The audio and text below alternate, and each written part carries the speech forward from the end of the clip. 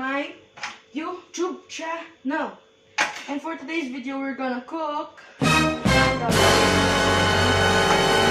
masarap na okoy from the Philippines, but healthy version of it. So yeah, let's get it.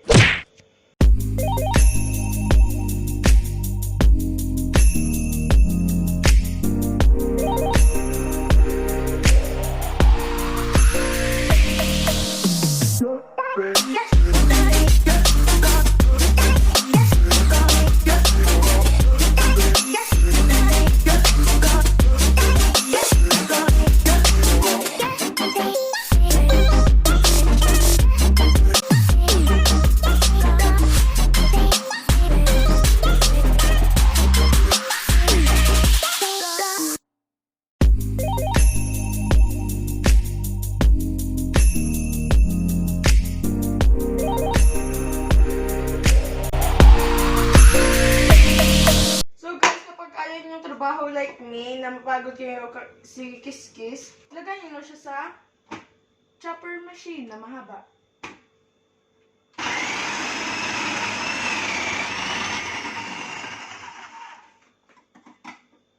Tada! See? Another one.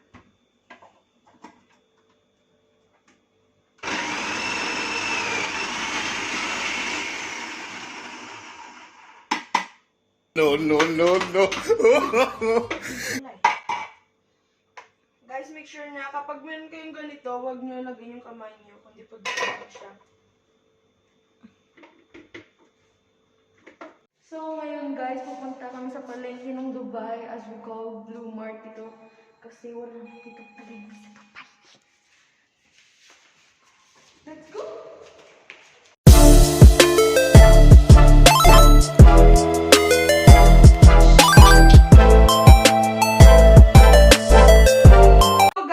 Back from home, we already cut the carrots. And we're gonna cut pa lang the parsley, fresh from the market. So yeah, we have another gadget. If you have this at home, you don't need to cut your parsley with a knife. Don't need that, okay? As you can see, it's thick. So yeah, guys, it's cooking time.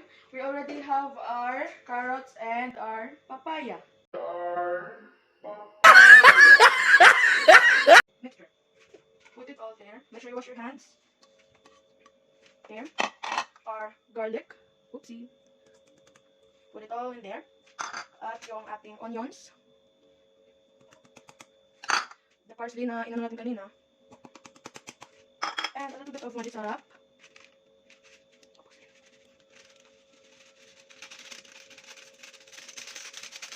There. And our garlic and salt. I mean Salt. I mean our pepper and salt. And we mix everything until it's fully combined.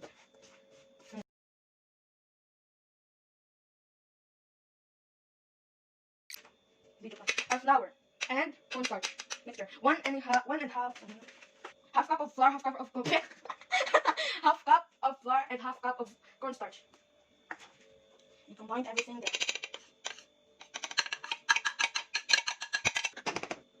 Mix! So now guys, tapos na tayo sa ating mixture. As you can see, set aside yan. At kayo na bahala sa salt, kung gusto niyo salty or hindi.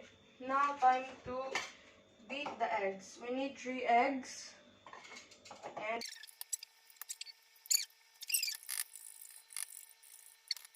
lagay na natin sa ating mixture. Yan. Tapos, konting water. As you can see, konti lang. Put that all in. Wash your hands again. Natin.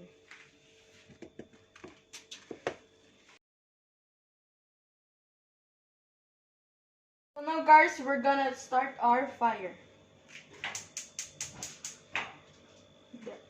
Let's wait until it's heated.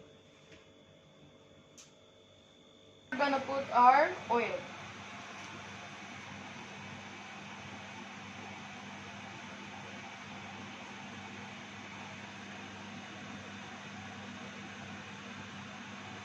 Yeah. Yeah, that's it. Antayin na lang natin na mainit yung ating oil. Okay lang wag masyadong madami yung oil kasi para hindi ito malunod.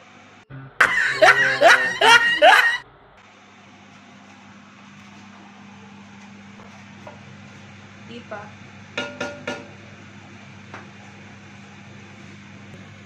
So guys, alam nyo na kapag bumubula na yung kahoy,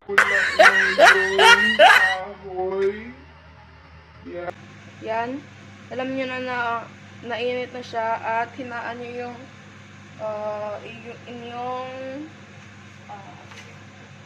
so yan na guys, mainit na siya, ilagay na natin yung ating mixture. Make sure hininaan nyo yung inyong apoy kasi para hindi siya mas madali masunog. So yan, i-flat nyo siya ng konti para mas madali siya maluto. Yan.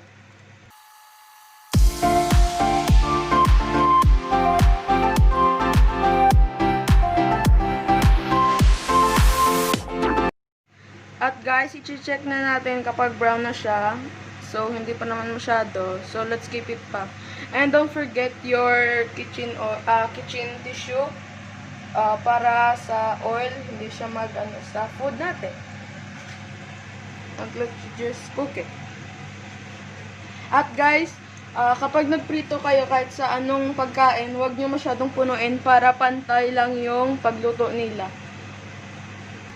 So yan na guys, it's time to flip the siwa.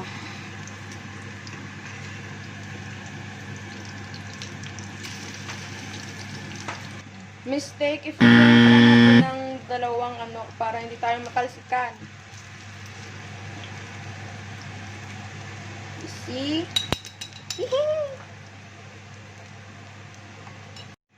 So yan na guys, na-cook na siya at the other side.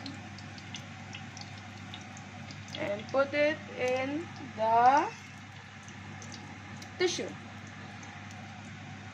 And again, just repeat it again and again. So, until it's finished. So, 2,000 years later.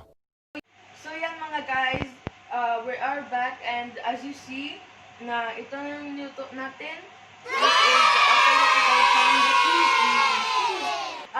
Kayong bahala kapag gusto nyo burned siya. Okay, gusto namin yung siya, overcooked kasi crispy siya at masarap.